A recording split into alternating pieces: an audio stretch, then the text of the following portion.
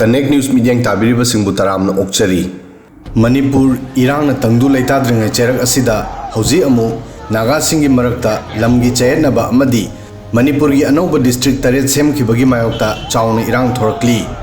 October 2 da Ukhrul district ta lamgi chayetnabadagi Nagasingi side anigi marakta nongmai kamnabagi thodok thokre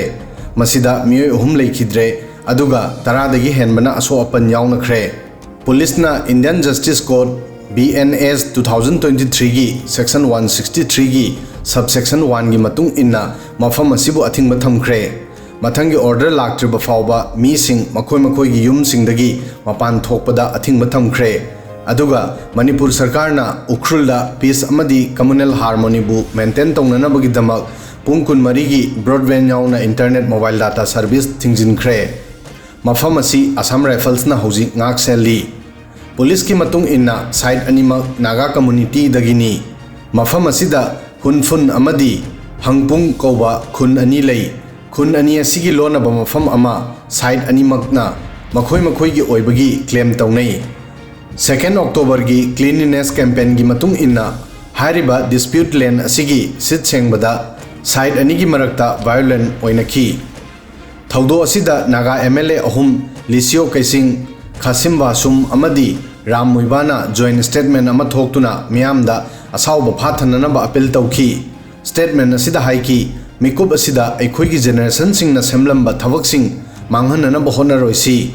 aikhoigi chilinau sing amadi iche chal singi asokpada kana amatana maipakpa phangba oithokloi aduga atopa nakal amadana United Naga Council UNC na Manipur da anouba district taret semkhibagi mayokta Manipur gi Naga taba mafam singda pung nifunipan gi total ban tawgani haina tawramba du tokre UNC na thadorakpa press statement gi matung inna Government of India Government of Manipur amadi Naga Council ga October 13 da Delhi da tripartite talk ki damak sarkar gi maikaidagi invitation lakpadagi fireb adu hongdokhi UNC na total ban gi fireb adu houjik hongdokrabasu makhoi na taliba demand asi thabak to onthok triba makhai makhata na khungjang changsin khigani haiki madugi damak Naga miyamna sem sadona lainana basu khangan ki United Naga Council UNC gi matung inna Manipur da Congress sarkar gi matamda haibadi December 9 2016 da original district singbu khaidoktuna anouba district taret maning makha tamna semki aduna 8 December 2016 da lawkhiba decision adu houjik handoknanaba UNC na demand tawri Manipur gi top Naga body UNC na makhoi gi wafambu clear tawduna haiki Congress regime gi matamda leramba original district pu khaidoktuna district sing sem kiba matamda Naga sing yauna maruoiba stakeholder singa loinana khanna tanakhide UNC gi matung ina khongthang asi Manipur sarkar amadi Naga community gi marakta standing memorandum of understanding MOU mariga loinana 2011 da Bharat sarkar na pikhiba thajabasing adugi violation tawi aduga district sing semkhiba asi undemocratic oibatanatana Naga singbu khaibung tahali mayamna thaudo asi soidana ningsing naramgani madudi masigi maramdagi pak chauna protest hartal sing tawki amadi national highway singda nomit cham kunthra mapani fawba economy blockade tawki masigi matungda Manipur sarkar UNC amadi Bharat sarkar gi marakta tripartite talk tara rak tawkhre aduga aroiba talk March 8 2019 da tawki masida thajaba pikhi madudi mathangi talk ta Manipur sarkar gi maikaidagi concrete proposal ama puthokani adubu masigi solution amata puthokpa ngamkhide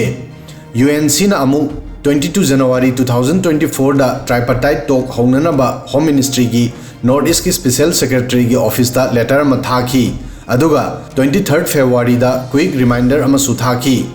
masigi houjik phawba response phanglakhide masigi mamangda UNC na sahi asigi September 13 da Home Minister Amit Shah da Manipur da 2016 da anouba district taret maning makha tamna semkhibagi panduna leiriba issue asigi solution gi damak ultimatum tawki Naga Council na haiki numit 15 gi manungda issue asigi solution puthoroktrabadi violent oiba movement tawgani haiki UNC na thangna tawnakiba tripartite talk sing adugi concrete proposal gi commitment singda Manipur government na follow up tawdabagi criticize tawki ꯃꯈꯣꯏꯒꯤ demand progress ꯑꯃꯗꯤ response ꯋꯥꯠꯄ ꯃꯇꯧꯗ ꯅꯤꯡꯕ ꯀꯥꯏꯗꯨꯅ UNCꯅ September 30ꯗ press statement ꯊꯥꯗꯣꯛꯇꯨꯅ October 3, 2024ꯒꯤ ꯑꯍꯤꯡ ꯅꯣꯡꯌꯥꯏꯗꯒꯤ ꯅꯥꯒꯥ ꯇꯥꯕ ꯃꯐꯝ ꯄꯨꯝꯕꯗ ꯄꯨꯡ 94ꯒꯤ ꯇꯣꯇꯦꯜ ꯕꯟ ꯇꯧꯒꯅꯤ ꯍꯥꯏꯅ ꯂꯥꯎꯊꯣꯛꯈꯤ ꯑꯗꯨꯕꯨ ꯍꯧꯖꯤꯛ ꯍꯣꯝ ꯃꯤꯅꯤꯁꯇ꯭रीꯒꯤ ꯃꯥꯏꯀꯩꯗꯒꯤ ꯗꯤꯜꯂꯤꯗ ꯇ꯭ꯔꯥꯏꯄꯥꯔꯇꯥꯏꯠ ꯇꯣꯛꯀꯤꯗꯃꯛ ꯏꯟꯚꯥꯏꯠ ꯂꯥꯛꯄꯗꯒꯤ ꯐꯤꯔꯦꯞ ꯑꯗꯨ ꯍꯣꯡꯗꯣꯛꯈ꯭ꯔꯦ ꯃꯅꯤꯄꯨꯔꯗ ꯀꯣꯡꯒ꯭ꯔꯦꯁꯀꯤ ꯔꯦꯖꯤꯝꯗꯒꯤ ꯍꯧꯈꯤꯕ ꯏꯁꯨ ꯑꯁꯤ ꯍꯧꯖꯤꯛ BJPꯒꯤ ꯃꯣꯗꯤ ꯒꯣꯚꯔꯟꯃꯦꯟꯠꯅ UNCꯒ ꯋꯥꯔꯤ ꯁꯥꯟꯅꯗꯨꯅ ꯀꯔꯤ ꯁꯣꯂꯨꯁꯟ ꯄꯨꯔꯛꯄ ꯉꯝꯕꯒꯦ ꯍꯥꯏꯕꯗꯨꯗꯤ ꯌꯦꯡꯈꯤꯕ ꯇꯥꯔꯤ ꯚꯤꯗꯤꯑꯣ ꯑꯁꯤꯗ ꯉꯁꯤꯒꯤꯗꯤ ꯃꯇꯥꯡ ꯑꯁ꯭ꯋꯥꯏ ꯐꯥꯎꯕꯗꯪ ꯊꯥꯒꯠꯆꯔꯤ